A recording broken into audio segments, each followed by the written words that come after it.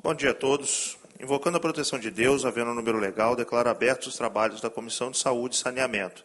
Leitura e apreciação das atas. Dispenso a leitura das atas das reuniões anteriores e não havendo nada no expediente, adentro na fase da ordem do dia. Reunião extraordinária para receber as visitas da doutora Rosiane Valéria Bicalo, médica gastroenterologista, doutora Alex Baia, presidente da Associação Brasileira de Endoscopia Digestiva, doutora Maria da Penha Zago, médica gastroenterologista, doutora Marta Cruz, médica coloproctologista, para discorrer sobre o tema Campanha Março Azul, conscientização do câncer de intestino, por solicitação do deputado Dr. Bruno Rezende. Eu gostaria de apenas dizer a todos os presentes o quão importante é essa campanha. Eu que trabalho diretamente com o câncer coloretal, ele faz parte da minha prática de atividade médica diária, recebendo aqui o deputado Pablo Muribeca, nosso vice-presidente, embaixador da Serra. Seja muito bem-vindo.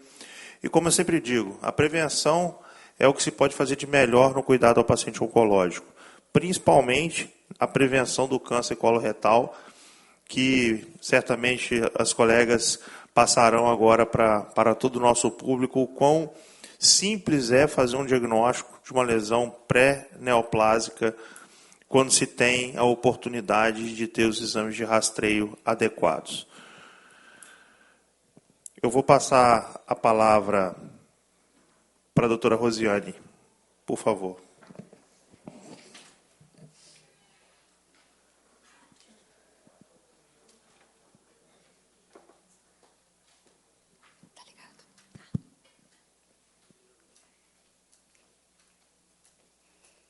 Bom dia a todos.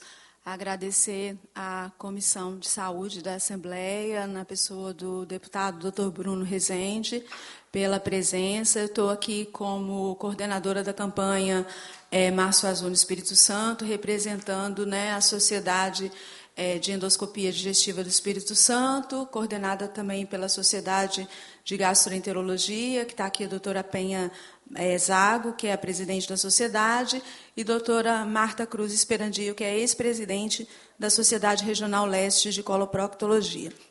Bom, passador? Nós estamos aqui para falar sobre uma questão muito importante, que é a prevenção do câncer de intestino. Essa campanha visa a conscientização da prevenção do câncer de intestino. Esses dados já são dados conhecidos aqui da Assembleia, dados infelizmente alarmantes, onde nós sabemos que a estimativa de câncer de intestino no mundo é muito alta. Em 2020, ocorreram 1.931.000 casos novos de câncer de intestino. Próximo. Há um aumento da incidência não só em adultos, como também em jovens. Um estudo americano, em 2018, mostrou um aumento de novos casos de 51% em pacientes com menos de 55 anos e de 11% na mortalidade. E indivíduos nascidos em 1990 têm 2 vezes maior risco de desenvolver um câncer de cólon e 4 vezes maior o risco de desenvolver o câncer de reto, comparado aos nascidos em 1950. Próximo. Os jovens já representam hoje 10 a 12% dos novos casos de câncer de cólon. Isso tem relação com a industrialização dos alimentos, o uso de álcool, fumo e alimentos processados, além do excesso de carne vermelha e outros que nós vamos colocar. Vamos falar um pouco sobre a incidência do câncer no Brasil e no Espírito Santo. No Brasil, o INCA divulgou para o próximo triênio de 2023 a 2025 45.630 novos casos de câncer coloretal por ano, sendo hoje o segundo mais frequente tanto em homens quanto em mulheres. Próximo. Há um aumento no Brasil de 79,9%, ou seja, 80% do câncer de intestino desde 2006 até 2023. E isso é um dado realmente bastante assustador. Próximo. Em relação à região sudeste, há um predomínio, né? Ela concentra 70% da incidência de câncer coloretal, responsável, então, por mais da metade dos cânceres de intestino no país. Próximo. E, no Espírito Santo, há uma previsão de 610 novos casos por ano entre 2023 e 2025. Próximo. E a gente tinha, de 2004 até 2018, um aumento muito acentuado do câncer de intestino no Espírito Santo. E em 2020, o INCA divulgou para o próximo triênio a redução de 28%. Isso é muito interessante, por quê? Porque desde 2004, as sociedades de gastroendoscopia se uniram fazendo o programa de educação médica continuada. Próximo, por favor. E desde 2014 a gente voltou essa orientação para a população. Hoje a gente já vê as pessoas buscando a colonoscopia para a prevenção do câncer de intestino. Infelizmente, com a pandemia, houve um novo aumento, né, que é o que a gente colocou agora de 610 novos casos, um aumento de 17%. Ou seja, a busca pela colonoscopia reduz a incidência, o número de novos casos de câncer de intestino. A parada da colonoscopia como exame de prevenção aumenta o risco de câncer de intestino. Próximo. E esses são os trabalhos que a gente vem fazendo, né, sobre a campanha de prevenção da Sociedade de Endoscopia, a Sociedade de Gastro, desde 2014 unidos à Sociedade de Coloproctologia, por um incentivo da doutora Marta, que está aqui presente. Próximo. Esse mês a gente está nessa campanha, né, iluminamos serviços públicos, ali está o presidente da Sociedade de Endoscopia na palestra da jornada que a gente fez entre o dia 1º e o dia 2, tivemos a oportunidade de fazer o lançamento nacional da campanha Março Azul. Próximo. E essa informação ela tem sido passada para todas as unidades públicas de saúde que aceitaram expor os nossos banners como uma forma de orientação de prevenção primária, prevenção secundária, além dos mutirões de colonoscopia para adiantar a fila do SUS. Próximo.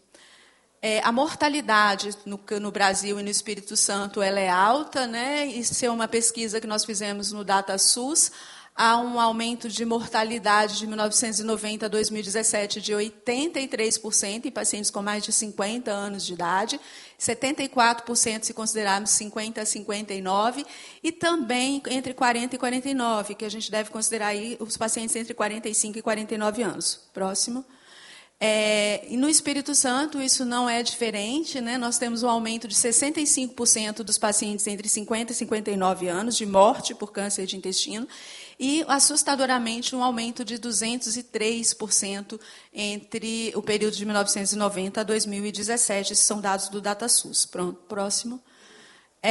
O câncer, 70% dos casos dele é esporádico, não tem histórico familiar, vai acontecer pelo envelhecimento natural do câncer de intestino. Apenas 25% dos casos relacionados ao histórico familiar e 5% câncer hereditário, ou seja, nós temos que procurar aquelas pessoas assintomáticas para poder fazer o exame. Próximo.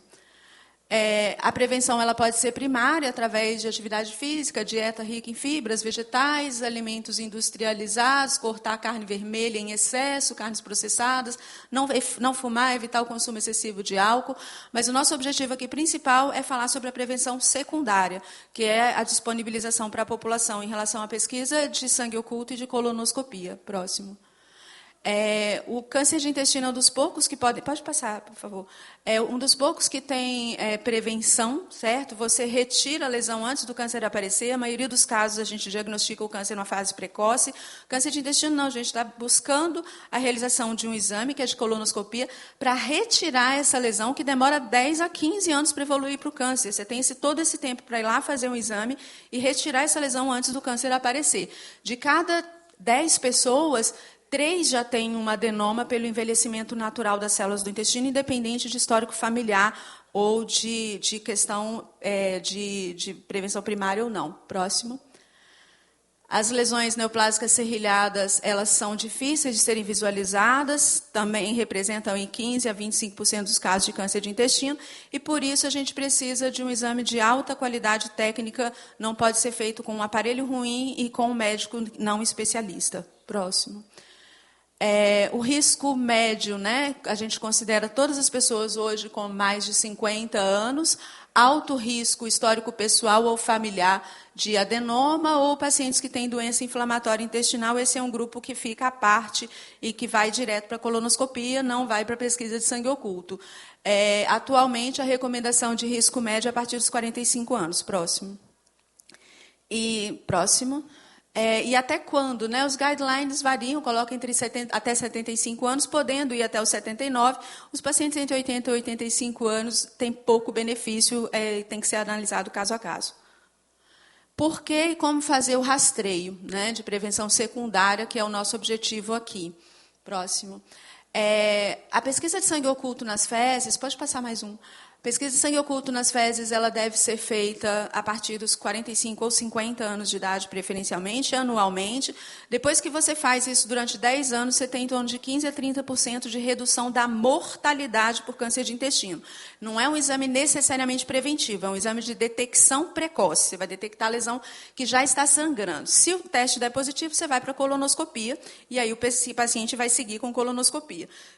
E não é recomendado naqueles pacientes que já estão em programa de prevenção. A gente vê muita gente fazendo sangue oculto em paciente que já fez colonoscopia, que não precisa de fazer esse exame. Deu positivo, esse paciente vai, então, para um programa diferenciado. Essa é a nossa proposta, que é a proposta ideal de prevenção secundária para serviço público. Próximo. Um método de escolha, sem dúvida, é a colonoscopia, que reduz aí a incidência do câncer, que você retira a lesão que vai evoluir para o câncer 10 anos depois. Então, a gente reduz aí de 76% a 90% a chance de o paciente desenvolver um câncer de intestino, reduz a mortalidade de mais de 53%. Próximo. E é custo-eficiente com baixo índice de complicações. Próximo. Ao rastreamento, então, existem vários estudos que mostram a custo-eficiência, né, do rastreio. Próximo. E todas as estratégias de rastreio são mais efetivas e mais custo-eficientes do que nenhum screening, né? Então, o paciente com câncer ele custa muito mais para o governo do que o paciente que foi lá e fez uma pesquisa de sangue oculto, foi detectado, fez uma colonoscopia, sai muito mais barato para o Estado do que deixar esse paciente desenvolver um câncer de intestino. Próximo. Nessa revisão sistematizada, a colonoscopia ela tem uma maior acurácia, sensibilidade. A pesquisa de sangue oculto, o ideal é que seja o FIT, que é um imunoquímico, que ele dá menos falso positivo, e é muito custo-eficiente. O ideal é fazer, de preferência, anualmente, podendo ser feito bianual, mas aí cai um pouco a sensibilidade. Próximo. E qual que é a nossa proposta, então, aqui hoje? Né? A gente está aqui para poder cobrar do serviço público um rastreio de prevenção secundária de forma igualitária para toda a população. Nós propomos, né, com o apoio das sociedades aqui presentes, a educação médica continuada para médicos da saúde básica e agentes de saúde do SUS, de baixa complexidade. Esse é um trabalho voluntário. Campanhas de informação para a população sobre a medida de prevenção, que a gente já vem fazendo desde 2014. Estratificação de risco. O médico da saúde básica ele tem que já saber como fazer a prevenção e já indicar esses pacientes para um serviço de média e alta complexidade. Então, um questionário para pacientes com mais de 40 anos sobre o histórico familiar. Se positivo, ele vai para o programa de colonoscopia. Se negativo, ele vai para o programa de sangue oculto. E a prevenção secundária na população de risco médio, fazendo o teste imunoquímico em todo paciente com mais de 45, é mais custo-efetivo a mais de 50 anos de idade, seguido de colonoscopia, se for positivo. Próximo, a colonoscopia de alta qualidade. A metodologia que isso seria feito, primeiro, reduzir, né, zerar é impossível, mas reduzir pelo menos a fila de espera. Nós tivemos a informação de mais de 14 mil indivíduos na fila de espera aqui no Estado. Infelizmente, uma baixa oferta do exame, isso precisa ser revisto. O FIT anual para todo indivíduo com mais de 50 anos até entre 75 ou 79 anos. Se o FIT positivo, esse paciente vai para a colonoscopia. Não fazer FIT nos pacientes que já estão no programa de colonoscopia e nos grupos de alto risco, que são familiar e doença inflamatória intestinal. intestinal, educar a população, como nós já colocamos, mas principalmente educar a população, porque às vezes a colonoscopia está marcada, o paciente não faz o preparo direito ou ele não comparece ao exame. Então, é importante colocar que isso tem um alto custo, é difícil de conseguir a vaga, e quando ele falta, ele está tirando a vaga de alguém que já pode estar com a lesão avançada e aumentando o risco do câncer de intestino desse outro indivíduo. Os serviços de referência em colonoscopia têm que ter uma alta qualidade, o médico deve possuir registro de qualificação de especialista em endoscopia ou coloproctologia, e esse serviço seria feito conforme a triagem, né, e fiscalizar a qualidade do exame, avaliando a taxa de detecção de adenomas. Próximo. E estabelecer os serviços de alta qualidade, que a gente está conversando hoje, é um déficit no Estado, a falta de serviços que tenham uma colonoscopia onde esse paciente possa retirar uma lesão mais complexa. O Estado, infelizmente, não tem feito uma contratualização para a realização de polipectomias, de mucosectomias e de ressecções de lesões mais avançadas. Então, estabelecer um serviço de alta complexidade para a realização desses casos e o serviço de oncologia, que esse, graças a Deus, a rede pública tem bastante para encaminhar esses pacientes que já tiveram câncer. Bom, aqui é agradecer e informar que a trágica falência do screening resulta em centenas de mortes preveníveis. Esse é uma fala do Capel, que é um estudioso sobre câncer coloretal, e colocar que o médico e o paciente é uma parceria que salva e que nós juntos vamos evitar o câncer de intestino. Muito obrigada pela oportunidade.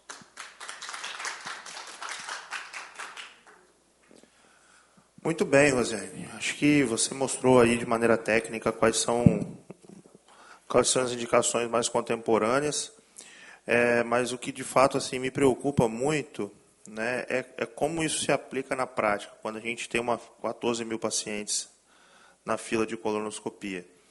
O FIT, que está ali como Standard of Care, né, sequer ele é ofertado ainda como rotina no Sistema Único de Saúde, né, a metodologia. Então, acho que a gente tem ainda um árduo trabalho até tudo que você mostrou se traduzir de fato em assistência.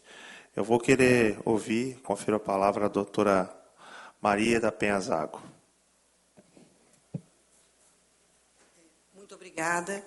E eu quero me apresentar, embora eu sou professor da Universidade Federal do Espírito Santo, sou co-presidente, mas eu gostaria também de colocar que eu também sou uma paciente que teve câncer de intestino. Tem 6 anos que eu fui operada e estou em atividade exatamente porque eu fiz uma colonoscopia de rastreio. Então, é muito importante a gente compreender a importância da nossa função, tanto da área de educação, né, quanto da área de saúde, junto com as unidades e o atendimento público. 14.600 colonoscopias na fila, mesmo que a gente colocasse todas as colonoscopias hoje disponíveis no sistema SUS para zerar esta fila, nós gastaríamos um tempo muito grande, porque são procedimentos que duram, né, são procedimentos que você não consegue fazer uma grande quantidade ao mesmo tempo. Então, normalmente, os serviços marcam 3 colonoscopias num período de tarde ou de manhã, e isso a gente tem, então, que ter um novo modo de encarar. Esse novo modo de encarar talvez seja muito importante, e a gente tem que trabalhar por isso, a gente precisa da ajuda dos deputados também junto à unidade, que a gente tem que qualificar a solicitação, porque tem várias solicitações onde elas precisam ser reajustadas. Quando você vai ver algumas colonoscopias repetidas indevidamente, algumas colonoscopias que não teriam necessidade de ser realizadas se uma boa história clínica e atendimento pudesse ser feito, e algumas colonoscopias que têm uma urgência urgentíssima de serem feitas, que entram na fila de uma maneira não referenciada e que permanecem na fila e que provavelmente vai evoluir com desfechos desfavoráveis. Então, isso nós, como academia, como sociedade de especialidade e com o poder público, podemos trabalhar juntos. Podemos organizar umas solicitações mais importantes, que a gente pode ajudar a qualificar essa solicitação, qualificar o médico que vai fazer a avaliação da referência, eu acho que isso é uma coisa importante, e também as unidades básicas de saúde, porque o agente de saúde e o médico da unidade, ele precisa ser parceiro nisso, ele precisa compreender quais são os sinais de alarme, onde você não tem, você precisa que aquilo seja feito mais rapidamente, então é preciso que isso seja qualificado. Então, isso eu acho que é uma função nossa, né, que a gente só consegue realizar se tiver o apoio do serviço público e do Estado nisso. A outra coisa importante que a gente tem que fazer é qualificar, como a doutora Rosiane falou, a contratualização das colonoscopias. Quando a gente vai olhar, eu tive essa oportunidade de ver junto com a unidade, a Secretaria de Saúde, como são as solicitações, as contratualizações hoje existentes. Nós temos para polipectomia, colonoscopia com polipectomia, contratualizado apenas em uma unidade de assistência, que faz 40 por semana. Então, multiplicando os 120 por mês. Imagina, então, como que a gente vai dar conta de 14 mil. Mas existem várias outras unidades que eu percebi ali, inclusive a unidade onde eu trabalho, que é o Hospital Universitário Cassiano Antônio de Moraes, que é contratualizado apenas a colonoscopia, que paga R$ 114, e que a polipectomia não é contratualizada. Claro que nós fazemos a polipectomia mesmo não contratualizada, e nós somos capazes de fazer polipectomias muito mais complexas, mucosectomias, quer dizer, procedimentos mais complexos. E eu acredito que não só nós, mas algumas dos locais ali que eu vi, eu acho que isso pode ser feito. Então, é preciso que isso seja trabalhado. Nós conversamos isso com a Secretaria de Saúde, fomos bem recebidas em termos da ideia, mas é preciso que isso seja implementado. Então, o poder público precisa nos ajudar para que isso seja implementado. Nós, da Universidade Federal do Espírito Santo, e eu conversei posteriormente com todos os nossos colegas, nos disponibilizamos a fazer isso dentro do nosso horário de trabalho de lá, sem nenhum custo adicional para o governo do Estado, para que a gente consiga qualificar essa situação. Tá? Obrigada. Doutora, eu concordo absolutamente com todos os pontos que você coloca, né? A gente, quando tem uma fila desse tamanho, a primeira palavra que eu escuto, a primeira frase que eu escuto é que a gente precisa fazer um mutirão. E mutirão significa incompetência gerencial em relação à oferta de serviço. Porque se eu tenho condição de abarcar o mutirão, por que eu não posso abarcar também a porta de entrada, né? E eu vou imputar essas pessoas ficarem na filas durante semanas, meses, anos, eventualmente com uma lesão pré-tumoral que vai se transformar num tumor metastático daqui a pouco. Então, não faz qualquer sentido. A fila de colonoscopia é uma das maiores que a gente tem hoje no Estado. Tá? E quando você coloca, doutora Maria da Penha, que a gente tem um hospital hoje contratualizado para fazer polipectomia, isso é um dado que nem eu tinha, né? Porque, inclusive, no hospital que eu trabalho, a gente faz polipectomia e francamente, eu não tinha informação de que existia a possibilidade de contratualização dessa polipectomia. Para mim, isso não estava contemplado na tabela. E não faz sentido nenhum a gente não contemplar um procedimento, fazer uma colonoscopia, que é um procedimento, de certa forma, invasivo, fazer o diagnóstico do pólipo, ter instrumentos para fazer a polipectomia e submeter esse paciente a uma nova fila e uma nova colonoscopia para fazer o procedimento que já sairia dali tratado. Ou seja, a gente gasta o recurso duas vezes. Se a gente vai ter de 20% a 30% com diagnóstico de pólipo, quer dizer que só esse diagnóstico nós já vamos ampliar em mais 20% a 30% o volume de uma nova colonoscopia. Então, olha o que a gente está fazendo com a fila. A gente está ampliando a fila, né, em mais pelo menos 30%. Além daquela, fora a regulação incorreta, fora o critério inadequado de solicitação de exames. Então, se nós pararmos para analisar esses números, talvez a fila bem gerida e os contrastes bem feitos, essa fila significasse algo em torno da metade do que está sendo apresentado, desses 14 mil pacientes que estão lá. Então, olha só, uma análise de certa maneira superficial, apenas olhando para os números que vocês apresentaram, que a gente pode ter. Então, a gestão dessa fila está sendo feita de uma maneira inadequada pelo que vocês estão colocando. Acho que a gente precisa ampliar essa discussão, né? Chegou aqui agora meu amigo, parceiro, de Guarapari, deputado Zé Preto. Seja muito bem-vindo, Zé. Quiser mandar uma mensagem para todos que nos assistem? Cumprimentar meu amigo presidente dessa comissão e cumprimentar a todos que aqui presentes. Pedir desculpa também que eu cheguei um pouquinho atrasado, que hoje é dia do artesão e tem 3 vans lá de artesão de Guarapari. Eu tive que ir lá dar um abraço em todos e cumprimentá-lo. Então eu peço desculpa a todos por ter chegado atrasado, porque muito me alegra, eu tenho um compromisso de sempre estar presente na Comissão de Saúde, que eu gosto muito de estar presente no debate e aprendendo com o meu doutor e amigo Bruno. Um prazer, Zé, ter você ao lado. E eu gostaria de convidá-las a fazer parte também da nossa reunião extraordinária que faremos, ou audiência pública, Leila. Audiência pública, né? Extraordinária, no dia 21/5, aqui na comissão, que eu convidei todos os CACONs e UNACONs, tá certo? Para debatermos os gargalos da oncologia, tá certo? Eu compreendo que os CACONs e UNACONs eles têm que ter condição de abarcar esse tipo de procedimento. Se não há profissionais capacitados, que se contrate o profissional capacitado, tá certo?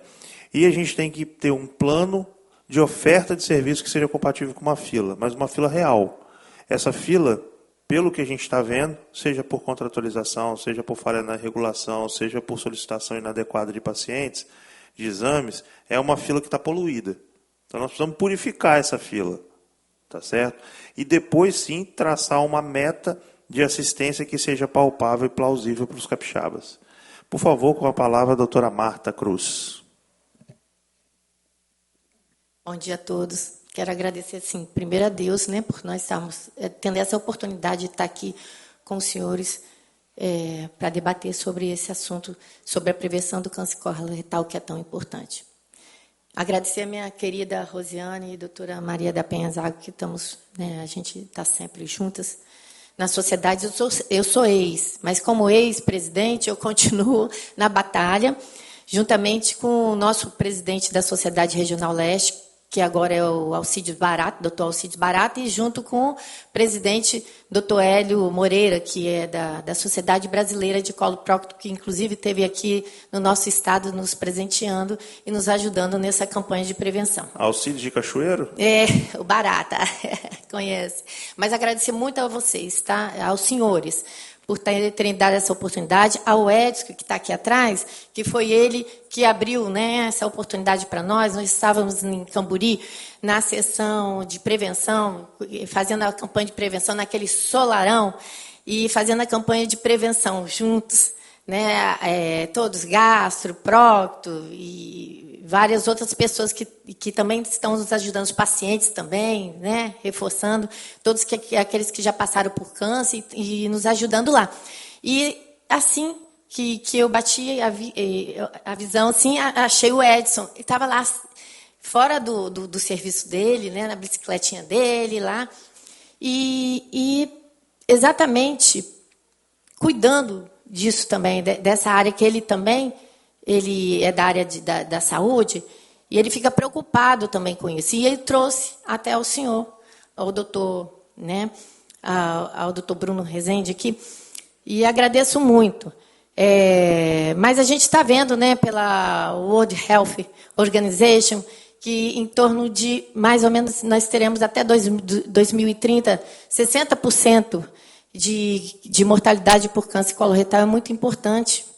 E esses dados aqui no Espírito Santo, 610 por ano, mais novos casos, e aí a gente tem batalhado, principalmente na prevenção primária, que é muito importante essa prevenção primária, a gente educar o povo, ensinar, mostrar a parte de alimentação adequada, criar pessoas simples, que não precisam ser doutores para estar instruindo o povo, toda a população. Doutor Hudson, meu colega de turma. Bom, e aí um importante, né, que a gente está vendo aqui é essa prevenção secundária. Então, não adianta a gente fechar os olhos para o que a gente está vendo aí. Pacientes morrendo com câncer coloretal ainda. Né? A gente pega nos consultórios pacientes já na fase em que você só tem 65% de cura. A gente quer pegar esses pacientes na fase de pólipo, porque a gente sabe que o pólipo ele pode se transformar no câncer. Em 95% dos casos do câncer e 95% da população, eles podem trilhar nessa sequência, adenoma, câncer. Então, se a gente, em 5 a 10 anos, esse adenoma pode se transformar em câncer. Então, se a gente pegar essa população antes, a gente vai ter muito menos casos de câncer. Eu estou ouvindo aqui do meu consultório, que eu fiz colono rapidinho, tive que desmarcar algumas, eu não gosto de desmarcar porque eu acho que é um exame muito importante, mas aqui esse aqui é um paciente, eu queria que vocês filmassem aqui, esse aqui é um paciente que eu peguei hoje, não tem nome aqui não. Então ele tem aqui, tem uma hemorroida que sangra também, que é um dos sintomas do câncer coloretal. Mas nem todo paciente com hemorroida, eles não vão deixar de ter um câncer no futuro. Então, esses pacientes têm que ser bem vistos lá pelos médicos que pegam, que abordam esses pacientes na fase inicial, como a doutora Rosiane colocou, a doutora Maria da Penha Zago colocou. Então, esses pacientes têm que ser abordados corretamente. Esse paciente, então, tem uma hemorroida aqui, e eu peguei ele aqui com um pólipo. Olha o tamanho do pólipo. Os pólipos acima de 1 a 2 centímetros acima disso, eles são pólipos chamados adenomas mais avançados, que o risco de causar um câncer é muito maior. Bom, esse paciente teve a sorte, ele chegou até mim, ele tinha um plano de saúde, ele chegou. E aí a gente tirou esse pólipo, eu tirei, junto com as minhas secretárias, porque acho que a gente trabalha em grupo, nós temos sempre um grupo, né, de trabalho. E aqui foi retirado esse pólipo, vocês estão vendo aqui, ó. Isso aqui é a fase final aqui, já o pólipo retirado. Então, esse paciente aqui, ele está se livrando de um câncer no futuro. Aqui, foi falado também das colonoscopias. Não adianta, gente, vamos fazer várias colonoscopias, contratar qualquer serviço. Não, gente, o povo merece um serviço de qualidade. E aqui, o que é serviço de qualidade, né? Se você for fazer uma colonoscopia, você tem que ter um bom preparo do paciente. Eu trabalho no SUS, graças ao doutor Gustavo Picalho e doutor Márcio Diniz, me deram uma oportunidade de estar lá na Associação dos Funcionários Públicos, trabalhando com o povo, mas na parte de cirurgias anorficiais. Eu estou nas cirurgias anorficiais. O que significa cirurgias anorficiais? Hemorroida, prolapsos retais, na parte de baixo. Então, esses pacientes, a gente também acaba fazendo uma triagem, que eu não vejo só o paciente como uma hemorroida. Eu pergunto, lá nós temos o Gabriel Fiorotti, nós temos o Lucas Moreto, a Aline Zambon também, Gustavo Picalho no ambulatório, e a gente faz o quê? A gente faz um histórico desse paciente. Eu sei que o tempo é curto para a gente fazer as consultas dos pacientes, mas nós temos que fazer consultas corretas. O paciente merece, não é só o paciente particular que merece uma consulta correta. E aí a gente faz o histórico familiar, né, vê se tem histórico de câncer e várias outras coisas. Vê os sintomas também, se tem cólica abdominal, o câncer do colo direito. Ele é muito inespecífico, então ele vai manifestar através de cólicas, de uma dispepsia, de uma alteração do funcionamento intestinal. O câncer do colo esquerdo, não. Ele já vai ter, então, mais sintomas quando ele está mais avançado. Isso quero dizer que não é a nossa proposta. A gente está tentando pegar isso tudo em fase inicial para dar o poder de cura para esses pacientes. Se a gente pega na fase inicial, a gente tem um poder de cura até de 90% ou mais. Bom, então, esses pacientes, a gente pega, faz o histórico, e sabe o que acontece? eu pergunto, o paciente está com mais de 50 anos, né? E eu pergunto, o senhor fez já colonoscopia? O que eles chegam para nós? Fiz. Alguns. Olha, o senhor fez. Então, me mostre sua colonoscopia. Quando eu vou ver a colonoscopia, preparo, mal realizado, quer dizer, então não conseguiu fazer um exame correto. E colonoscopias incompletas, só vai até o sigmoide, o cólon, vai até o seco. Então, uma boa colonoscopia está aqui, ó. Ela tem que vir até o seco, tem que entubar o seco. Senão, não é uma boa colonoscopia. Isso, uma boa intubação, né, em 90% dos casos, de detecção de pólipos pequenos, como aqui, ó, tem um pólipo aqui que hoje nós detectamos. É pequenininho, mas ele vai crescer. Mas se você está fazendo a prevenção, você tem que retirar esse pólipo, porque mais tarde, né, porque esse paciente depois vai cair numa fila. Você tem um pólipo pequeno, 1 ou 2 pólipos, então você vai fazer só a nova coluna daqui 5 a 10 anos. E aí a gente perde esse time, a gente vai ter nesse time a gente pode ter tumores, se a gente não faz uma colonoscopia correta. Então, eu bato nessa tecla, gente. Vamos contratar serviços, mas vamos contratar serviços adequados, que possam fazer polipectomias. Eu estou com um paciente que eu tive que operar ele de hemorroida, eu não aguentava mais ver ele falando que está sangrando e doendo. Eu trato dos pacientes lá na associação são cirurgias anorificiais. Então, e ele tinha feito uma colono, ele tinha feito uma colono, só que tinha pólipos de 2 centímetros que não foram retirados. E o que eu fiz com esse paciente? Ele sangrava, doutora, eu estou com dor. Eu operei ele. Eu o operei. Operei a hemorroida, mas falei, você vai me dar essa promessa, pelo amor de Deus. Você tem que tirar esses pólipos.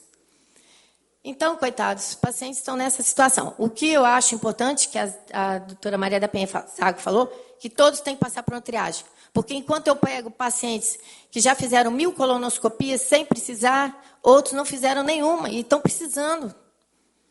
Tá? Estão naquela faixa etária de 50, ou tem histórico familiar e não fizeram, não conseguiram fazer. Isso eu estou vendo no ambulatório. Então, eu peço aos senhores que estão aqui nos ouvindo para nos ajudar. Porque eu me aposentei e fui para esse ambulatório porque eu quero fazer alguma coisa pela população. E aí, só com a ajuda dos gestores mesmo, né? A gente pede, implora a vocês para nos ajudarem, tá? Um abraço. Obrigada.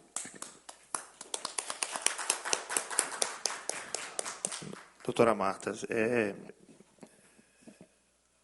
a gente fala de uma maneira diferente, mas é bacana que assim a opinião é a mesma de todos nós aqui, né? Então isso, de certa forma, pode parecer um problema muito grande, mas a facilidade desse problema é que a gente já sabe qual é, né? Então nós temos que ter mecanismos para combater essa questão. Essa fila, de novo, é uma fila poluída, como você falou, são 100 pacientes que fizeram várias colonoscopias, que eventualmente fizeram uma colonoscopia e daqui a pouco está pedindo um FIT, né, sabendo que não há indicação nenhuma para isso, tá certo? Ou seja, estão ocupando spots na fila e não deveriam estar ali. E subjugamos pacientes que, de fato, já têm até inclusive um tumor invasivo e a gente não consegue fazer diagnóstico. E esse doente depois vai custar muito caro em vida e financeiramente para o sistema. Eu vou conferir a palavra ao deputado Hudson Leal para as suas considerações, comentários, enfim. Primeiro, desculpa pelo atraso, tá, Bruno? Era 10h30. Parabenizar a Marta, já conheço o trabalho dela, já participamos de algumas vezes, a gente sabe da importância. Rosiane, já tive a oportunidade de fazer algumas anestesias, tem muito tempo. Eu e Marta não podemos falar nem o tempo de convivência, doutora Maria da Penha. Nós estamos comemorando 40 anos de convivência, desde o primeiro ano de medicina. Então, a gente sabe que o SUS não é fácil de você administrar assim. No privado também tem dificuldade. A gente sabe, o Bruno deve ter isso aí melhor porque ele trabalha na área oncológica, quando a pessoa vai buscar, já está numa fase bem complicada. A gente sabe que o caminho é prevenção. Então, assim, a gente tenta de uma maneira muito de conscientizar, mas às vezes não consegue. Então, assim, eu vim aqui hoje para Sou defensor do médico e Bruno também é. Assim, a gente tem que diferenciar um problema de saúde do gestor do médico. É inaceitável o que aconteceu ontem, eu não sei se vocês sabem, no materno infantil da Serra. A gente, o Bruno, eu estou muito tranquilo, Marta sabe, já chamei você para vir candidata quantas vezes, eu não tenho essa vaidade, ela, o marido dela, que é o delegado, doutor Josemar, então assim, não tenho essa vaidade, mas se eu estou na política, a primeira coisa que eu vou defender é a classe médica, e se estiver errado, eu vou mostrar que está errado. Então, da mesma maneira que vocês fazem, que não temos isso, Bruno, o pronto-socorro é um problema grave.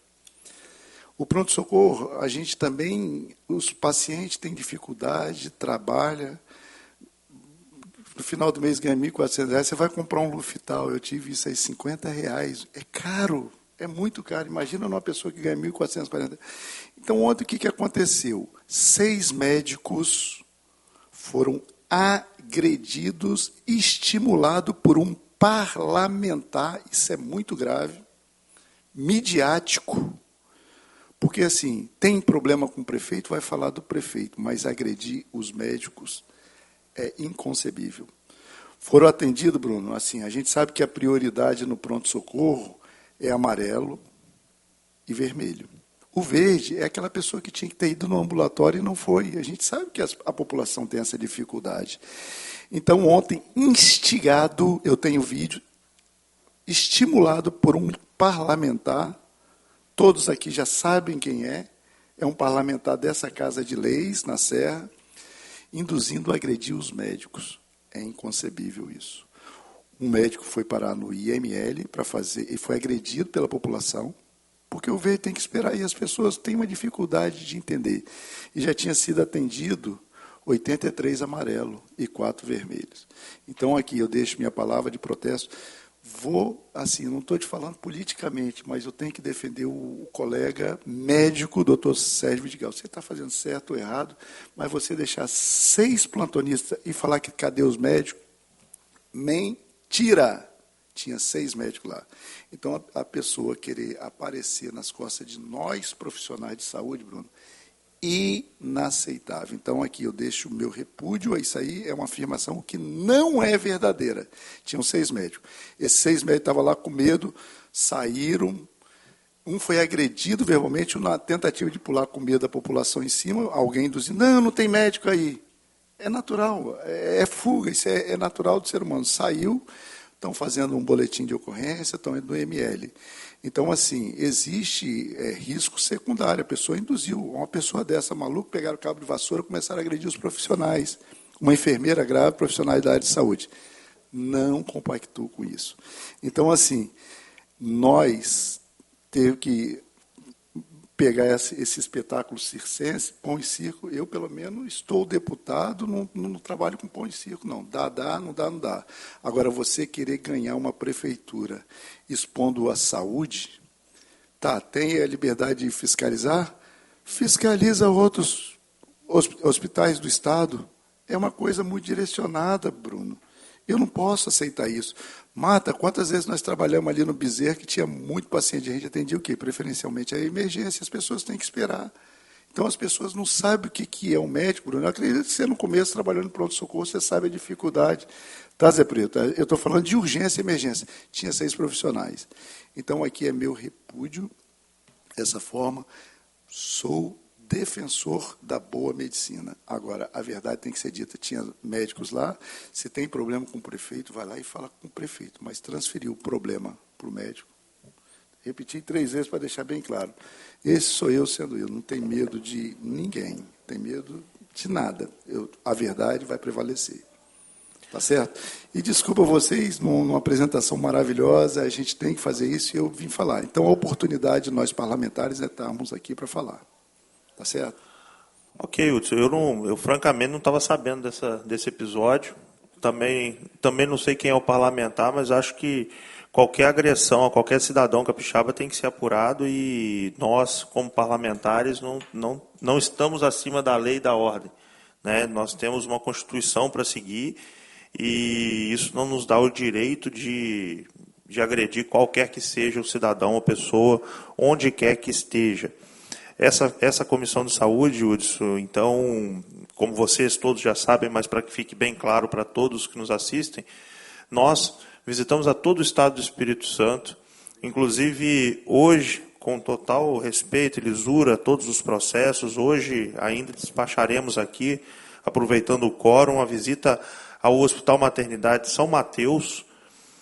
Nós já visitamos praticamente toda a região sul metropolitana, parte da norte, vamos chegar agora no extremo norte e noroeste do estado, fazendo visitas técnicas, entendendo quais são os gargalos, assim como estamos fazendo aqui nessa comissão neste momento, ouvindo os gargalos da gastroenterologia e da coloproctologia em relação ao câncer coloretal.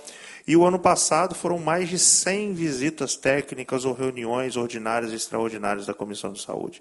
Então, aqui nós temos parlamentares que trabalham muito e uma comissão que eu tenho a honra de presidir, respeitando a todos os limites constitucionais cabíveis. Mas eu concordo com Vossa Excelência, meu colega e amigo Hudson Leal, tudo tem que ter limite. Inclusive, a nossa atividade parlamentar, isso é regimental na casa, com as infrações éticas. Nós temos locais apropriados para avaliar essas infrações éticas, inclusive Vossa Excelência, salvo engano, foi corregedor da casa há muito tempo, e legalmente o Ministério Público está aí para poder agir em todas as ações que forem pertinentes. Por favor. As pessoas confundem imunidade parlamentar. Essa Casa de Leis deu um exemplo nacional sobre a decisão de um deputado dessa Casa de Leis. Ainda nós estamos num Estado democrático de direito. Uma coisa que eu quero falar, imunidade parlamentar é segurança quando você fala aqui de dentro dessa Casa de Leis. Não vai achando que lá fora você tem imunidade parlamentar, não. Lá fora nós não temos imunidade parlamentar. Eu tenho imunidade parlamentar de falar o que eu quiser aqui desse microfone. Aí eu tenho imunidade parlamentar, civilmente e penalmente. Outras eu posso ter, mas dentro da Casa de Lei, lá fora você não tem imunidade. Então, estão confundindo as coisas, achando que tem imunidade. Então, a decisão que nós tivemos agora, junto ao Supremo Tribunal Federal, parabenizo os dois aqui que votaram, eu também votei, é interno corporis, é feito aqui dentro, tá certo? Então, a gente não pode, porque senão a gente vai perder toda a honra que nós tivemos dos votos de quem votou na gente. Então, assim, não podemos confundir. Eu não posso chegar na rua e falar, Marta, é isso, não sei o que, não. Aqui dentro eu posso falar. Tá certo. Zé Preto, com a palavra. O presidente Bruno e deputado Hudson, a gente vê a fala da doutora Marta, né? A gente, quando esbarra, eu estava conversando aqui no particular com o doutor Bruno, vocês médicos, lideranças, cooperativas, nós da comissão, deputados, já passou da hora de nós fazer reunir todos que principalmente trabalham. O que acontece? Eu acho muito inadmissível quando a pessoa está com suspeita de fazer um procedimento, igual a doutora está falando, a pessoa pode ser um negócio imediato e a gente não vê ação de Estado, executivo de Estado, não vê uma ação rápida, porque teria que unir mais, eu não sei como faz, Bruno, mas eu venho te cobrando aqui e cobrando particularmente. O governo precisa interceder isso, porque tem doença que não pode esperar. Porque uma doença, quando ela começa, talvez um câncer de próstata, talvez uma hemorroida, uma cirurgia simples que pode virar um câncer, que nem a doutora falou, né, doutora? Eu digo assim, quando não é tratado, quando não é descoberto, talvez pela colonoscopia, não é... Colonoscopia. Então, uma colonoscopia, uma pessoa... Quando o médico fala, eu acredito em Deus, mas acredito muito em médico.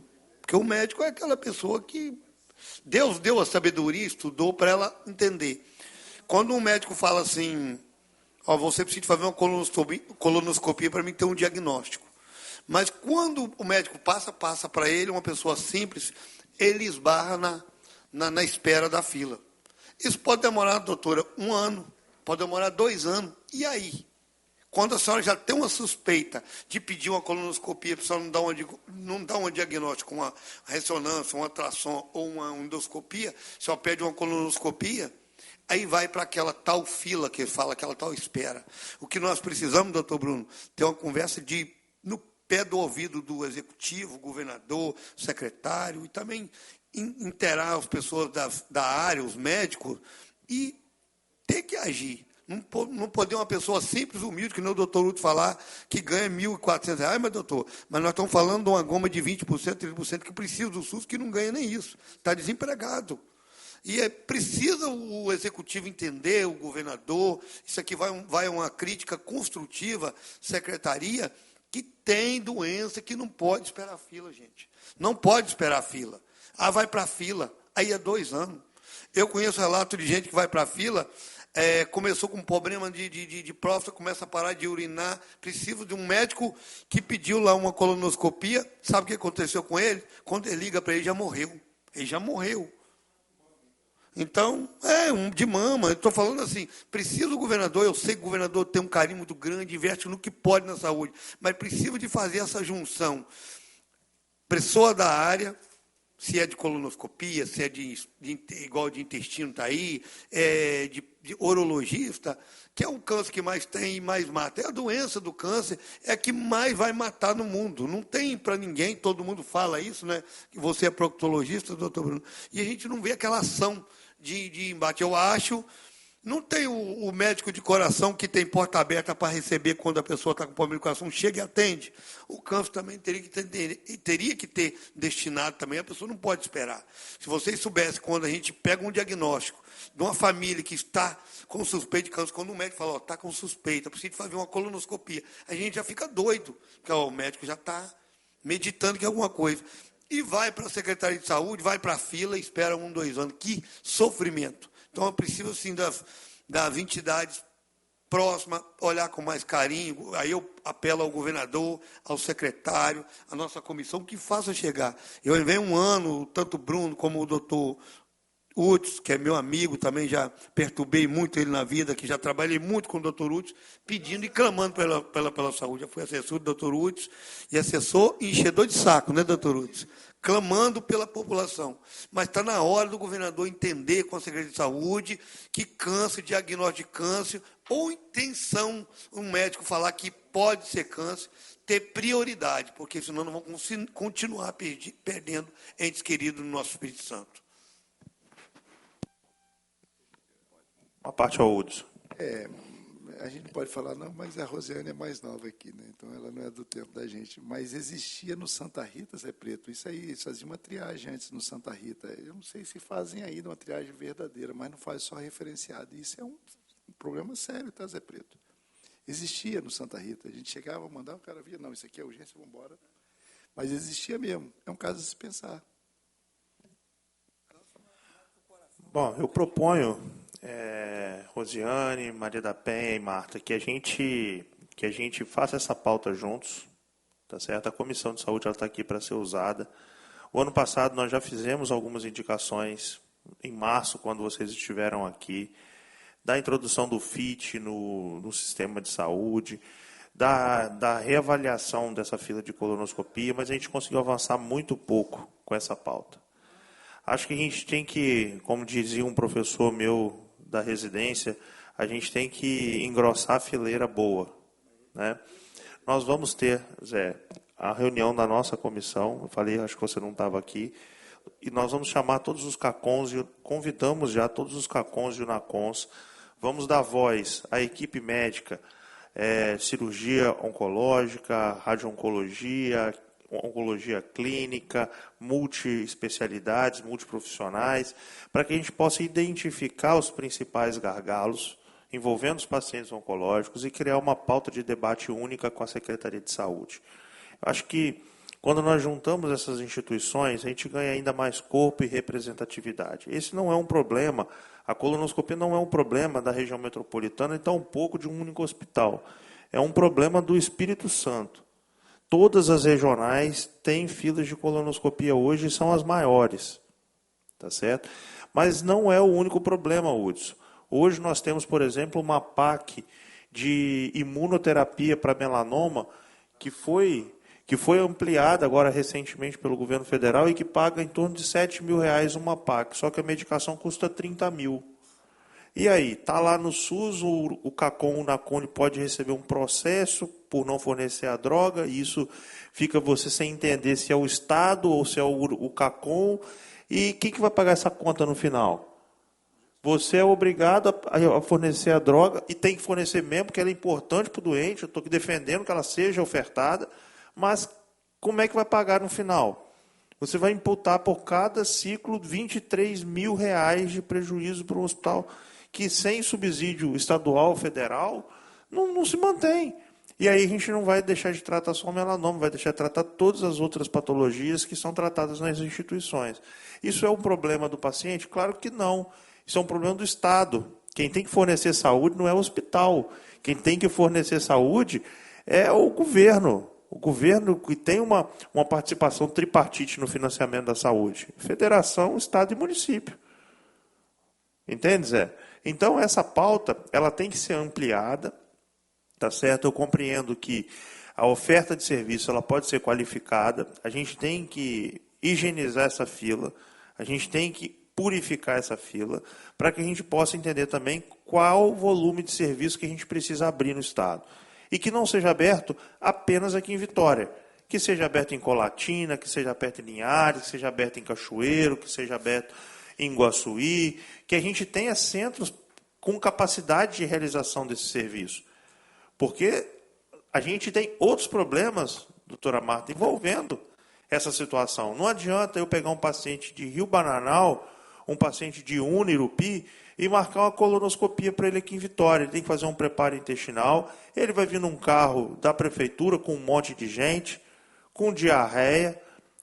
Às vezes ele tem que sair da roça para poder pegar o carro na prefeitura, porque o carro não vai lá buscar ele. E a gente tem um outro problema com a fila, que é o absenteísmo.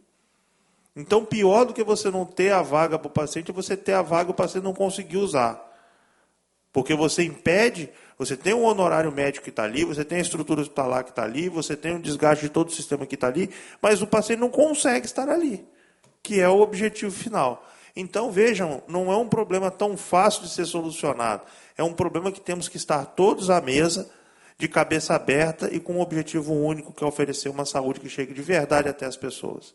Zé Preto? Não, doutor Bruno, o que a doutora falou ali, e chamou muita atenção, porque o médico, ele é humano, o médico tem um coração, ele olha para aquela pessoa, ele sabe, todo que passa no consultório dele, ele olha para aquela pessoa e já... ele coloca ali urgente quando ele encaminha. A Secretaria de Saúde, ela tem que olhar que quando o médico fala urgente, é urgente. Não é o doutor, não é o Zé Preto, que é lá do mato, que botou urgente. O que muito me irrita esse negócio de regulação é isso, doutor Bruno, doutor Outros.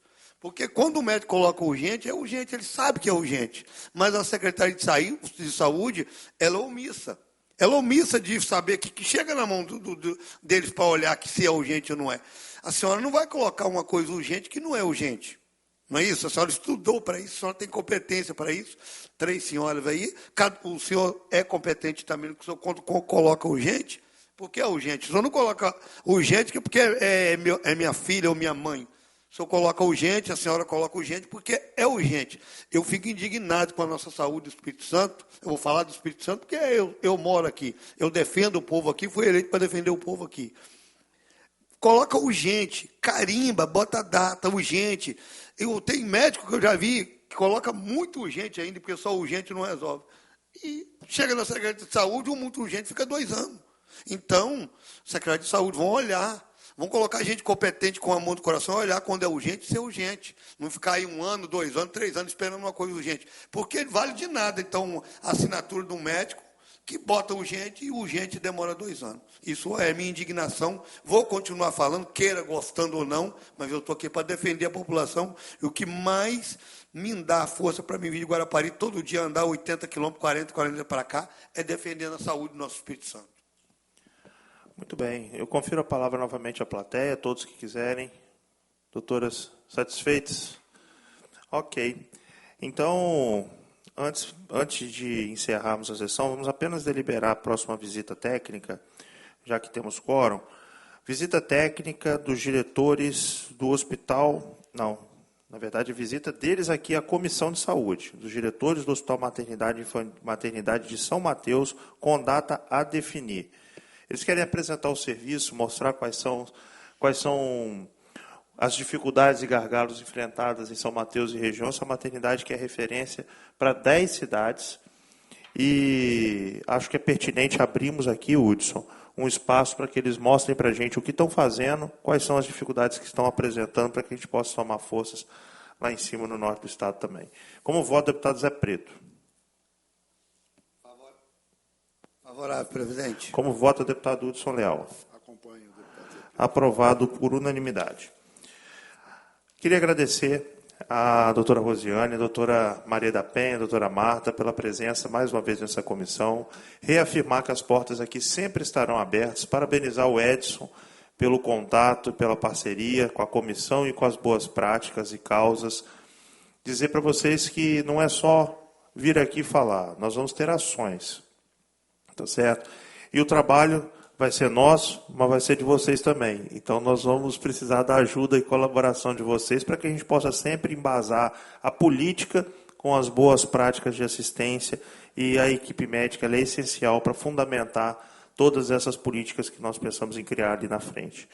Agradeço a Deus, agradeço ao gabinete, agradeço à Comissão de Saúde, Presidência da ALI, diretoria das comissões permanentes, servidores de engenharia, tecnologia, repórteres, taquigrafia, procuradores, consultor temático, e agradeço a você, capixaba, que nos assiste e acompanha as nossas sessões da Comissão de Saúde.